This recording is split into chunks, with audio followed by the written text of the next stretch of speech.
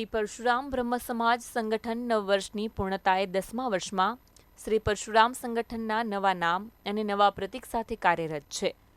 બિનરાજકીય વિચારધારા, સામાજિક કાર્યો થકી આગવી ઓળખ ઊભી કરનાર શ્રી પરશુરામ સંગઠન શ્રાવણ માસના પ્રારંભે 10મું વર્ષ પૂર્ણ કરી 11મા વર્ષમાં પ્રવેશ કરી રહ્યું છે. શ્રી પરશુરામ સંગઠનના 11મા વર્ષમાં મંગલ પ્રવેશ નિમિત્તે વિવિધ કાર્યક્રમો થકી ઉજવણી કરવા જઈ રહ્યું છે. જે અંતર્ગત આજરોજ ભરૂચ પાંજરાપોળ ખાતે ગૌપૂજા અને ઔદુંબર વૃક્ષ ભરૂચ પાંજરાપોળ ખાતે ગૌપૂજા અને ઔદુંબર વૃક્ષની પૂજાનું આયોજન કરવામાં આવ્યું હતું.